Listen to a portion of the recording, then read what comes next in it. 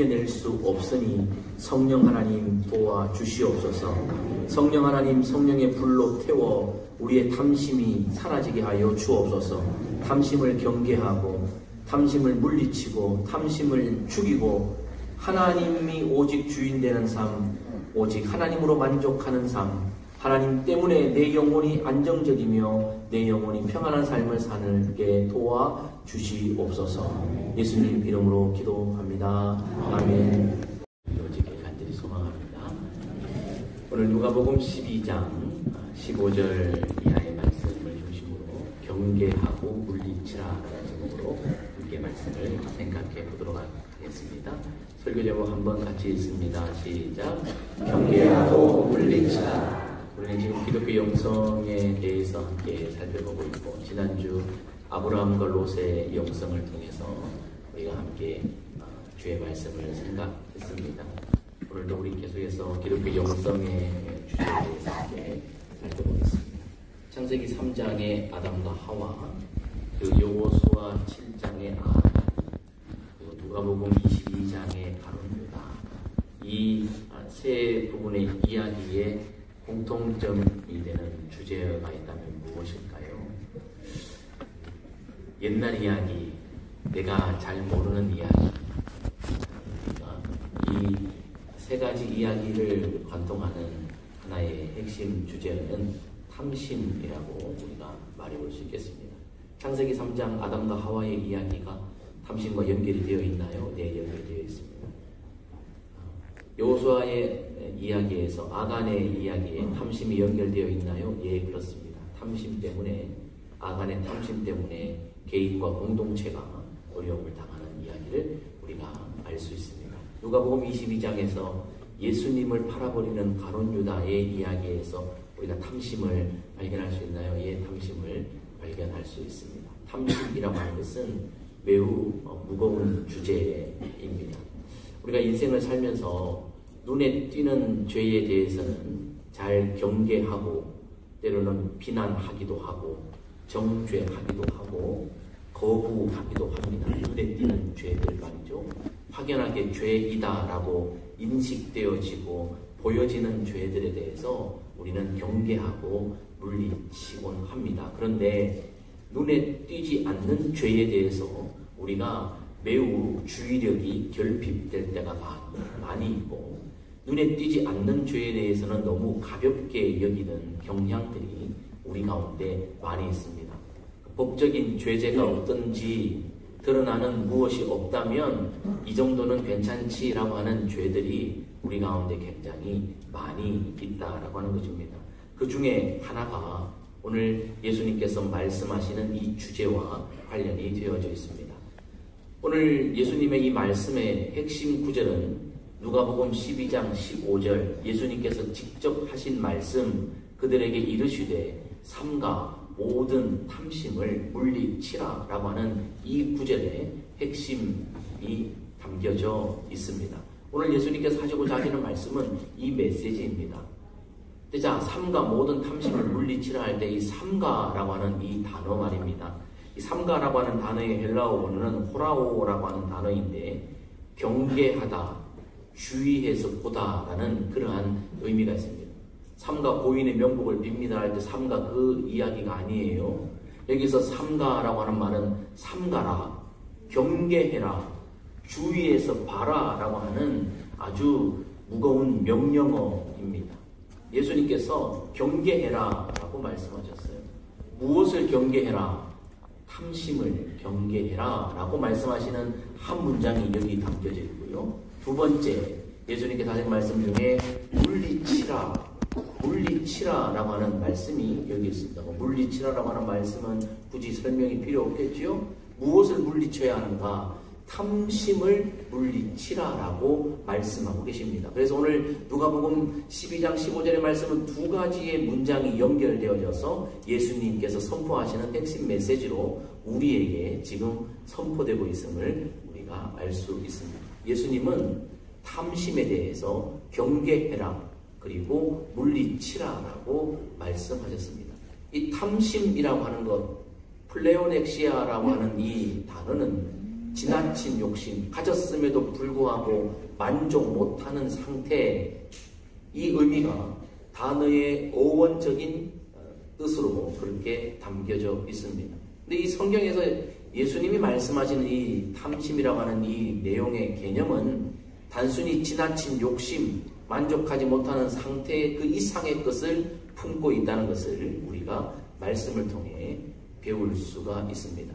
사도 바울은요, 골로새서 3장 5절 말씀에서 이 탐심을 다루면서 탐심에 대해서 이렇게 말했어요. 땅에 있는 지체를 죽이라.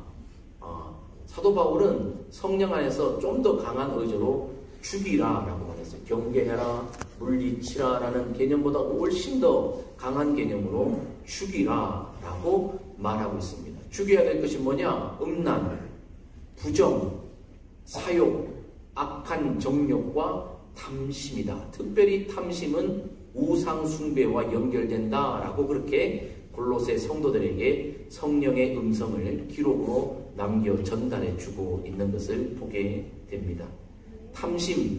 탐심이라고 하는 건요, 단순히 더 가지려고 하는 욕망이 아니라 우상 숭배, 즉 하나님과 신과 매우 밀접하게 직통적으로 연결되어져 있는 핵심 키워드가 탐심이라는 것입니다. 여러분, 우상 숭배가 무엇입니까? 하나님으로 만족하지 못하고 다른 것으로 하나님의 대신 만족을 채우려고 하는 일체의 시도를 우상 숭배라고 말할 수 있습니다. 하나님보다 더 사랑하고 하나님보다 더 의지하고 하나님보다 내가 더 위로로 삼고 있는 것, 그것이 바로 우상이고 그것을 섬기는 것이 우상 숭배입니다.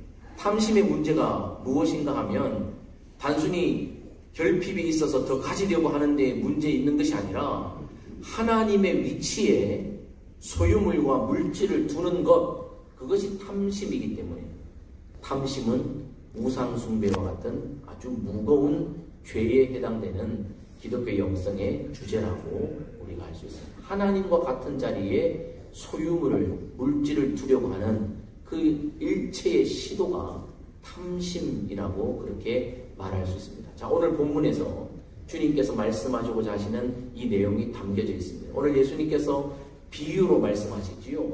부자의 비유입니다. 예수님께서 부자를 비유로 설명하고 계시는데요.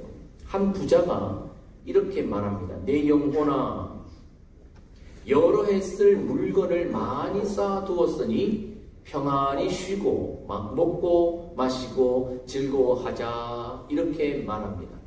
자, 여러분, 오늘 본문에서 예수님이 비유로 들고 있는 이 부자의 문제가 있다면 무엇이 문제입니까? 가진 것이 문제입니까? 많이 가진 것이 문제입니까? 절대 아닙니다. 안심이 되죠? 여러분, 많이 가지는 것이 죄가 아닙니다. 가지는 것 자체가 죄가 아니에요. 오늘 본문에서 부자의 비유에서 부자의 문제는요, 영혼의 안식의 근거를, 영혼의 평안의 근거를, 영혼의 즐거움의 뿌리를 하나님에게 두는 것이 아니라 소유물, 물질에 두는 것에 문제가 심각하게 있다는 것을 성경을 통해 우리는 발견할 수 있습니다. 자, 보세요. 영혼에게 그가 뭐라고 말합니까? 내 영혼아, 하나님이 너와 함께 계시니 평안히 쉬고 즐거워하자라고 그가 말하고 있지 않습니다. 그의 평안의 근거는 여러 해 쓸 물건이었습니다. 그의 즐거움의 근거는 많이 쌓아둔 물질에 있었다는 것이 문제입니다. 저나 여러분들도 마찬가지입니다. 저와 여러분들의 즐거움의 이유, 안정적인 이유, 평안의 이유가 하나님이 되셔야 되는데, 하나님이 계셔도 물질이 없으면 불안하고, 하나님이 계셔도 물질이 없으면 평안하지 못한다. 여기에 문제가 있다는 겁니다. 그 이야기를 지금 예수님께서 말씀하고 계시는 것입니다. 아, 나는 부자가 아니니까 오늘 말씀은 나에게 주시는 말씀이 아니구나. 아니요, 천만의 말씀입니다. 탐심은 부자만의 문제가 아니라 모두에게 해당되는 문제입니다. 여러분, 오늘 누가복음 12장의 이 예수님의 부자 비유의 이야기를 열어놓는 이 처음 사건이 13절과 14절에 기록이 되어져 있는데요. 한 사람이 와서 예수님께 호소하는 이야기에서 오늘 이 비유가 등장되고 있습니다. 한 사람이 동생인데요. 예수님께 와서 선생님, 내 형을 명하여 내 형께 명령해서 유산을 나누라고 해주세요. 이게 무슨 말일까요? 동생이 와서 형에게로부터 분배받지 못한 유산을 예수님이 좀 정의롭게 소유를 분배해달라. 소유의 공정을 좀 이루어달라. 정의를 이루어달라라고 예수님께 지금 요청하고 있습니다. 우리가 흔히 생각할 때 예수님은 부자들에게 적대적이고 부자들을 싫어하고 가난하고 약하고 힘들고 외로운 사람들만의 편이시고 무조건 그들을 위해 일하실 것이라고 우리가 선입견을 가질 수 있지만 아니요. 예수님은 가난한 자의 주님이시기도 합니다만 부자의 주님이시기도 한 거예요.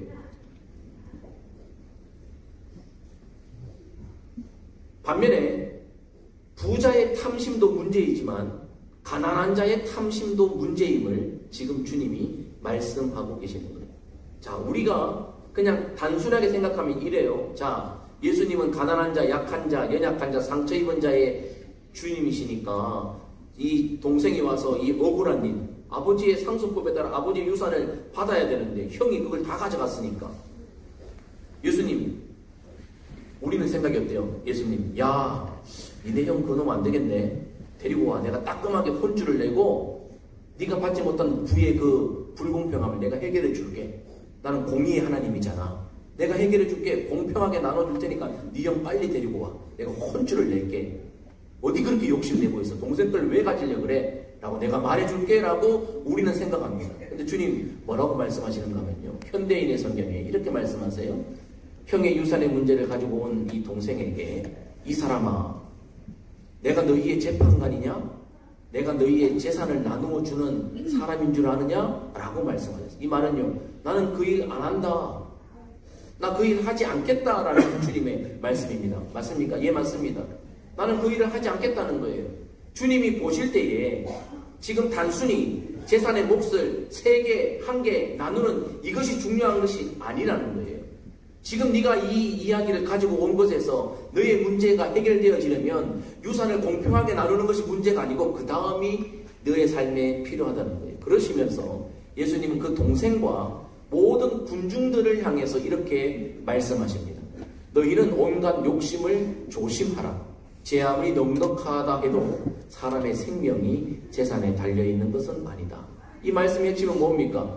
욕심을 조심하라라는 말씀입니다. 이 말씀은요, 지금 동생이 단순히 부의 공평한 분배, 정의를 위해 온 것이 아니고요, 동생 역시 탐심의 올무에 걸려 있다는 것을 간파하셨고, 동생뿐만 아니라 이 이야기에 나오는 악한 형뿐만 아니라 모든 군중들이 탐심이라고 하는 올무에 자유롭지 못하다는 것을 지금 주님이 말씀하고 계십니다. 부자의 탐심으로 대표되어지는 형, 이미 자기가 가지고 있고 형으로 누리는 것이 있고 이미 형으로서 2배의 몫을 받았음에도 불구하고 동생의 것을 갈취하는 부자의 탐심을 상징적으로 말합니다.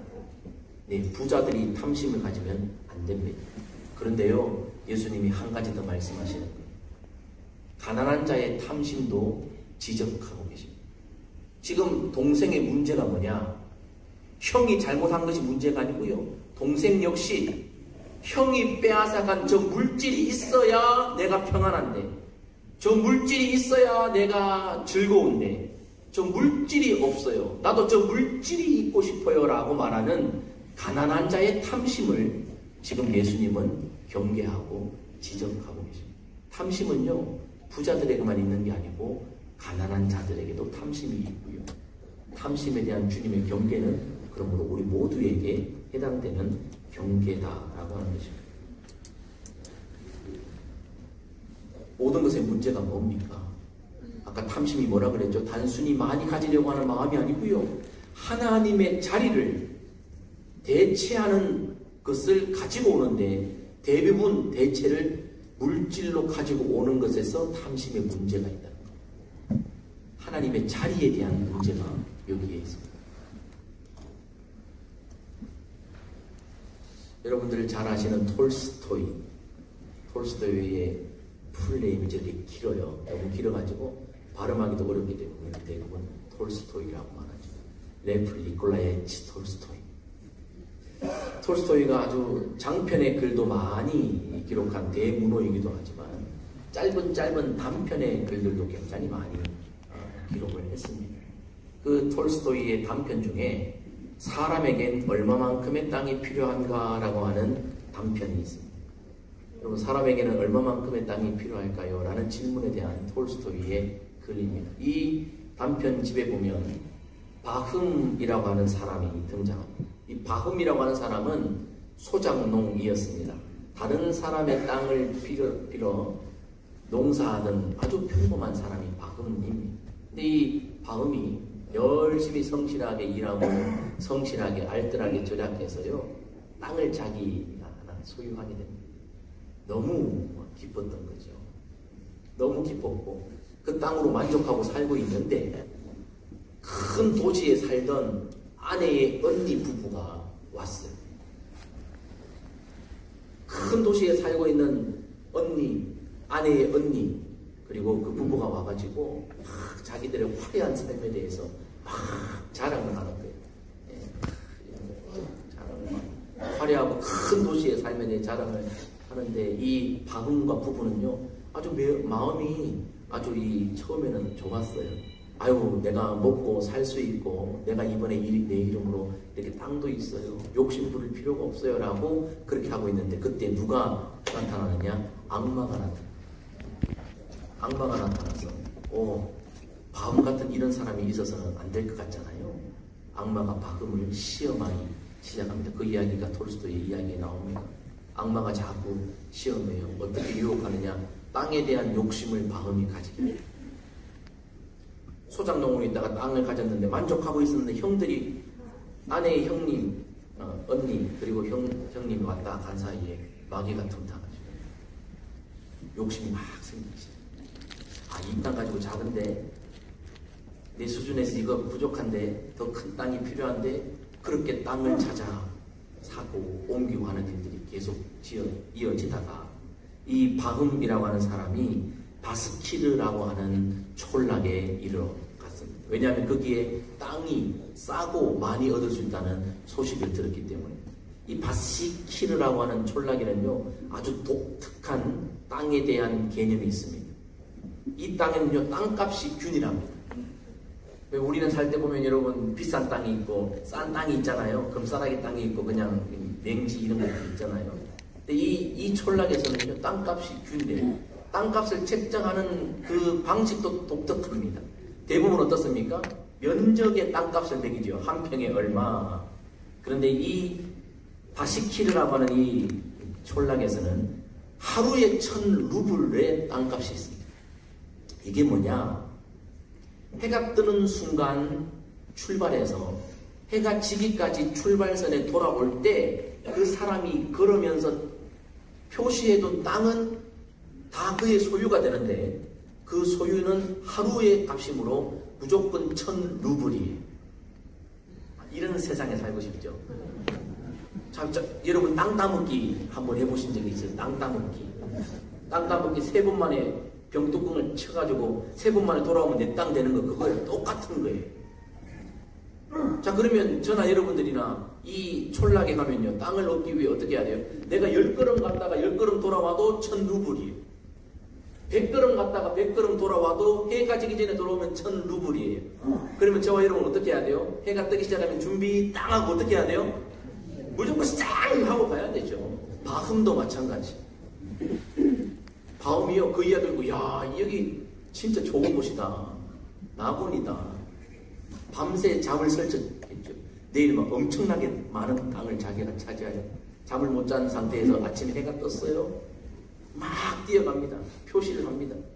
아직 해가 중천에도 오지 않았어요. 아우, 좋다, 잘 됐다. 막 계속해서 가는 거죠. 땅을 표시해주면서. 해가 중천에 지나고, 야, 뭐 충분해. 내가 저기 돌아온 거, 뭐 저기까지, 뭐 내가 왔던 길 돌아가는 거, 이거 뭐 금방 가지. 해가 점점 지고 가는데 멈출 수가 없어요. 뭘요? 보이는 땅에 대한 그 두근거림. 그래서 돌아가는 길을 확인해야 되는데 계속해서 땅만 보면 심장이 뛰니까 멈출 수가 없는. 하지만 태양은 멈추지 않습니다. 계속해서 지고 있습니다. 해가 질 기미가 보이자 마음이 촉박해집니다. 다시 출발점을 향해 돌아가기 시작합니다. 그런데 어젯밤에 잠도 설레서 못 잤고 지금 너무 빨리 열심히 달려와가지고 힘이 빠지고 먹지도 않고 달려가가지고 지금 쓰러지고 일어나기를 반복합니다. 해가 뉘엿뉘엿 지기 시작할 일보 직전에 죽을 힘을 다해 쓰러지고 넘어지기를 반복했던 이 방음이 극적으로 출발점에 손을 내딛습니다. 그런데 도착하자마자 피를 토하며 쓰러져 결국 죽고 말았습니다. 그리고 그와 함께 왔던 하인이 이 방음을 땅에 묻기 위해 약 3아르신, 이 러시아의 이 면적에 대한 이 규격인데요. 1아르신은 70cm, 3아르신이니까 2m 10cm의 땅을 파고 방음을 묻었습니다. 이 톨스토이의 단편의 마지막 문장은 이렇습니다. 그것이 그가 차지할 수 있었던 땅의 전부였습니다. 끝. 사람에겐 얼마만큼의 땅이 필요한가라는 이 대주제에 대해 톨스토이의 답은 사람에게 그것이 그가 차지할 수 있었던 땅의 전부입니다. 3아르신. 사람에게는요, 그냥 눈물 묻은 만큼의 땅만 필요했다는 것을 톨스토이가 말합니다. 톨스토이의 작품들은 매우 기독교 영성적인 주제들이 많이 다루어지고 있습니다. 아주 좋은 작품들이 많이 생각할 지점들이 많이 있습니다. 이 이야기를 통해 톨스토이는 성경적 가치를 이야기를 통해 전파하고 있죠. 사람의 그치지 않는 욕망, 탐심에 대해서 지적하고 고발하고 있는 것입니다. 해가 중천에서 뉘엿뉘엿 질 때, 그때 그 해의 사인을 보고 탐욕을 멈췄어야 함에도 불구하고 계속해서 멈출 수 없는 인간의 욕심을 그가 이 글에서 이야기하고 있습니다. 이 글이 아니라 톨스토이는 이렇게 말합니다. 분은 분뇨와 같아서 축적되면 악취를 내고 뿌려지면 땅을 비옥하게 한다. 놀라운 통찰 맞지요? 예. 분은 분뇨와 같은 거예요. 땅에 뿌리면 거름이 되지만 가지고 있으면 계속해서 악취만 나는 것이 없다. 중세 수도사인 에바그리우스는 이렇게 말합니다. 강물이 모여 바다로 흘러들어가지만 결코 바다를 채우지 못하듯이, 이 구절은 전도서 1장 7절을 그대로 가지고 온 거예요. 이 수도사가 이 말씀을 잇대어서 이렇게 말합니다. 탐욕도 어떤 것으로도 만족시킬 수 없다는 점에서 바다와 같다. 에바그리우스는 탐욕을 바다와 같다. 강물이 다 모여도 바다를 덮어낼 수가 없다. 그러니까 탐욕은 채워지지 않는다는 것을 그렇게 말하고 있습니다. 이 기독교 역사에서 탐욕이라고 하는 이 주제는요, 매우 엄중한 영성의 주제 중에 하나입니다. 죽음에 이르게 하는 7대 죄악 중에 탐욕, 탐심이 들어져 있습니다. 기독교에서는요, 이 탐심의 원인을 내적 결핍으로 봅니다. 영이 공허할 때, 마음이 공허할 때 사람들이 물질로 그 공허함을 채우려고 한다는 거예요. 그게 탐심이라는 거예요. 채울 수 없는 내적 결핍을 채워지지 않는 물질의 탐욕으로 메꿔 놓으려고 하는데 그게 안 되는 거예요. 왜요? 탐심이 더 크기 때문에 그렇습니다. 네, 여러분, 탐심은요, 단순한 소유욕이나 소비 패턴, 과소비, 이런 규모 없는 소비, 여기에 국한되지 않습니다. 마음의 문제에 국한되지 않습니다. 탐심은요, 영적 문제와 직결되어 있습니다. 앞에서 뭐라 그랬습니까? 오원의 단어를 확장하여 탐심은 하나님과 직접적인 연결입니다. 하나님의 자리에, 하나님으로 만족하지 못하기에 하나님을 내몰고 하나님의 자리에 대체품을 놓는데 대부분 물질을 거기에 둔다. 이게 탐심이라. 탐심은 영적인 아주 무서운 죄의 골이라 그렇게 기독교 역사는 이해해 왔습니다. 이 탐심을 어떻게 다룰 수 있을까요? 어떻게 해결할 수 있을까요? 자족과 감사를 배워야 합니다. 한번 따라 합시다. 자족과 감사를 배워야 합니다. 자족과 감사를 배워야 합니다. 탐심이 해결되려면요, 더 필요한 것을 채워 넣는 것이 아니라 이미 있는 것으로 자족하고 감사함을 배워가야 탐심의 죄를 우리는 이겨낼 수 있습니다.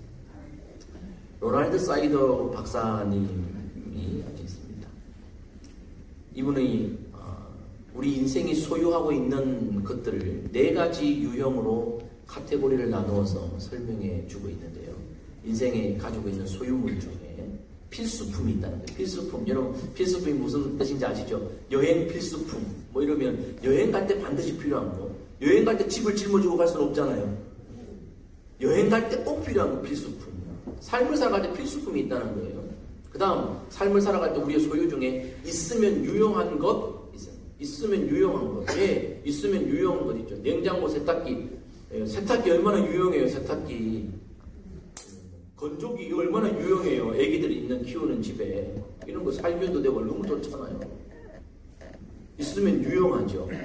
세탁기 꼭 있어야 되나요? 아니, 옛날에 우리 어르신들 세탁기 없이도 잘 사셨잖아요.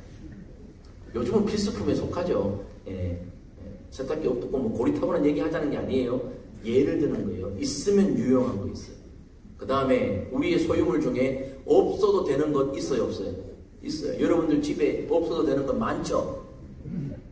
TV 홈쇼핑 볼 때 막 심장이 뛰어가지고 막 충동 구매했던 거, 이 성교 바자에 이번에 많이 나올 것 같은데, 예? 그 나온 건 뭐예요? 없어도 된다는 건 나한테 없어도 된다는 거예요. 근데 내가 이미 가지고 있었어요. 없어도 되는데 가지고 있어.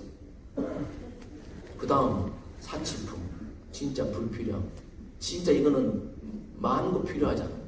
사치품이 있다. 우리 인생 뭐 있으면 살 수 있어요? 어디까지 있으면 살 수 있을 것 같아요? 우리는 2번째까지 내심 원하는데요. 이 로날드 사이더 박사는요, 있으면 유용한 것, 즉 필수품이 아닌 이 3가지를 함께 묶어 잉여 소유물이라고 지칭하고 이것은 없어도 충분히 살 수 있는 거라고 설명을 하고 있습니다. 우리는 한 2번째까지는 있었으면 좋겠어요. 뭘 말합니까? 현대인들 너무 많은 것을 소유하고 있지만 자족하지 못하고 감사하지 못하다는 것을 책에서 지적하고 있는 것입니다. 나누지 못하는 가난한 마음들을 이야기해주고 있습니다. 끝없이 가지고자 하는 인간의 탐심을 고발하고 있는 것입니다. 성경 말씀해 보니까 아주 흥미로운 단어가 있더라고요. 족한 줄로 알라, 족한 줄로 알라, 족한 줄로 알라라는 이 구절입니다. 누가복음 3장 말씀에 세례 요한의 이야기가 나오는데요. 세례 요한이 회개를 선포했던 선지자 아닙니까? 하나님의 나라가 가까이 왔으니 회개해라. 그리고 회개했다면 회개에 합당한 열매를 맺으라. 합당한 열매를 보이라. 라고 세례 요한이 외칠 때에 사람들이 물었어요. 그러면 회개했다는 증거가 뭡니까? 회개한 사람의 삶은 어떻게 증명돼야 됩니까? 라고 물었을 때 군인들을 향해 세례 요한이 이렇게 말했습니다. 강탈하지 말며 거짓으로 고발하지 말고 받는 급료를 족한 줄로 알라. 자, 군인들이 질문했어요. 그리고 사람들에게 말했어요. 회개에 합당한 삶이 뭐냐? 구체적으로 어떻게 회개한 거냐? 회개해서 하나님께 어떻게 용서받았는가 알 수 있느냐? 받는 급료를 족하게 알면 회개한 사람이다. 여러분, 왜 뜬금없는 이야기 아닙니까? 사장만 배불리는 이거 유착한 게 아닙니까? 성경도 부자편을 드는 겁니까? 그러면 사장만 배부르고 그러면 난 월급 받는 나는 그러면 늘 가난하게 살란 말입니까? 여러분 뭐 반발심이 생기지 않습니까? 왜 성경은 이런 걸 하필이면 기록했습니까?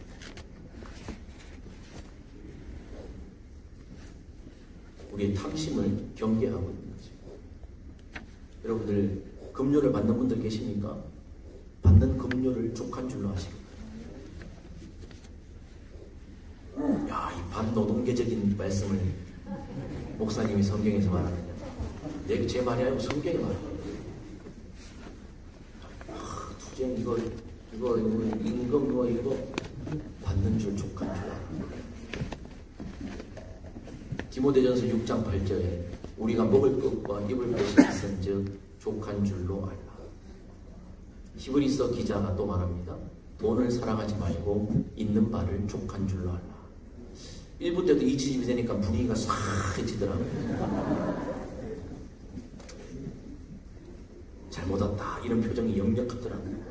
나가실 때 표정들이 꼭 예수님의 재물을 팔고 내게 돌아와라 그 말씀도 근심하여 가니라처럼 1부 때 뭐 사람들이 지난주에는 막 이렇게 가더니 오늘은 이렇게 가더라고요. 이게 뭐예요? 우리 모두가 탐심에 자유롭지 못하다는 것을 말해주고 있어요. 이런 말씀이 있으면 불편한 거예요.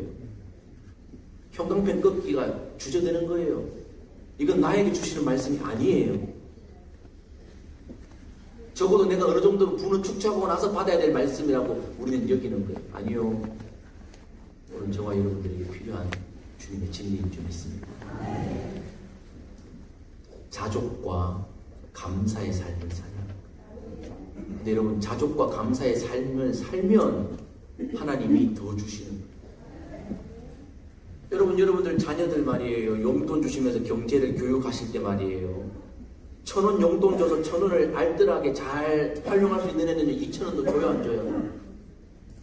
3,000원도 줘요. 그런데 이게 개념이 없는 놈들한테요. 1,000원 줬는데 막 엉망진창으로 하면 애 배려요. 그런 애한테 2,000원, 3,000원 주면 애 죽이는 거예요.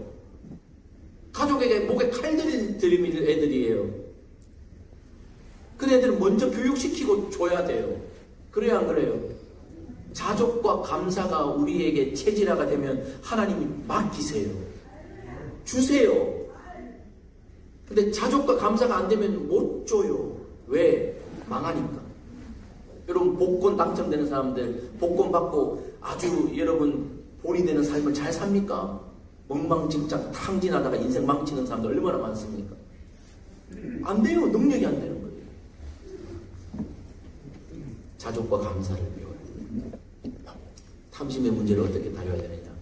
적극적으로는요. 하나님께 부유하게 사는 법을 실천해야 합니다. 한번 따라해 봅시다. 하나님께 부유하게 사는 법. 하나님께 부유하게 사는 여러분 하나님께 부유하게 사는 법. 그것을 오늘 예수님이 본문 21절에서 이렇게 결론으로 말씀하시는 거예요. 자기를 위하여 재물을 쌓아두는 자는 하나님께 대하여 부유하지 못하다. 아니 내가 내 것 가지고 나를 위해 모아두는데 이건 뭐 하나님과 무슨 상관이 있어? 라고 말할 수 있지만 성경의 예수님은 너를 위해 네가 네 것을 움켜쥐고 너의 것을 쌓아두는 것은 하나님과 관계 있는 거야 라고 말씀하세요. 왜? 우리 인생은 저마다 부자건 가난한 자건 하나님의 자리에 자꾸 소유물을 대체하려고 하는 이 욕망을 이겨낼 수 없기 때문에 이 우상을 이겨내지 못하기 때문에 누가 하나님께 대하여 부유한 자입니까? 하나님이 원하시는 것에 재물과 시간과 몸을 사용할 수 있는 자가 하나님께 대하여 부유한 자입니다. 이것은 두 가지로 말할 수 있습니다. 앞에서 우리가 자족과 감사를 말했다면 이 부분에서는 드림과 나눔이라고 말할 수 있겠습니다. 하나님에 대하여 부유한 것은요. 하나님께 직접 드리는 것. 야, 이 목사님 헌금 얘기하는구나. 예, 맞아요. 헌금 얘기예요. 야, 하나님께 또 헌신. 예, 헌신 이야기입니다. 그리고 드림, 나눔, 이웃을 향해 나눔. 여러분 성경에 가난한 자에게 구워주는 것은 하나님에게 구워주는 거라 그랬어요. 가난한 자에게 나누는데 그것이 하나님과 연결이 되어 있다고 성경은 말씀하고 있어요. 여러분 하나님께 부유한 자는 누구입니까? 하나님께 불려주는 사람이 부유한 자 아닙니까? 여러분 우리가 이웃에게 나누는 것은요 하나님께 구워주는 거예요. 하나님이 나중에 갚아주시는 게 할렐루야. 여기 부의 비결이 여기에 있어요. 여호와를 경외하면요 부가 따라오게 돼 있어요.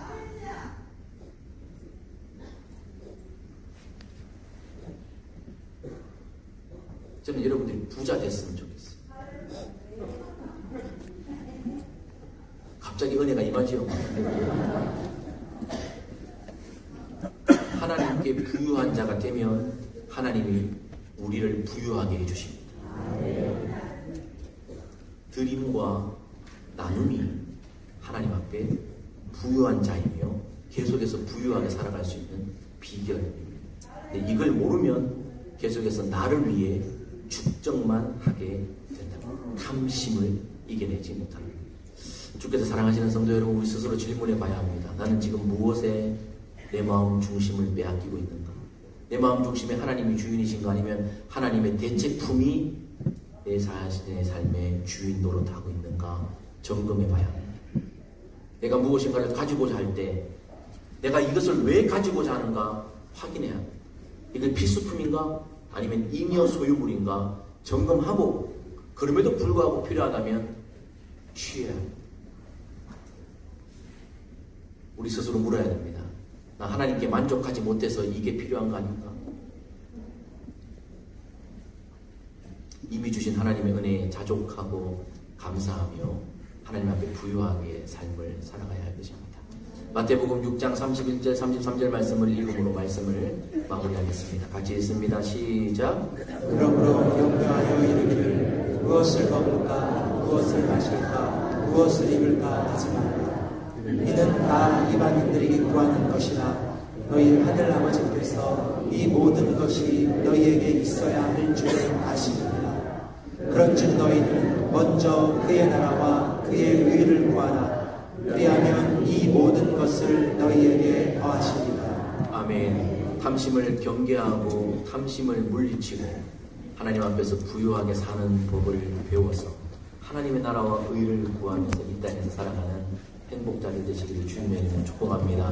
물질에 내 영혼의 안정과 즐거움의 근거를 뿌리내리지 말고 하나님에게 내 영혼의 안정과 즐거움의 뿌리를 내리는 복된 하늘 시민들 다 되시길 주의 이름으로 축복합니다. 기도합니다. 하나님 아버지,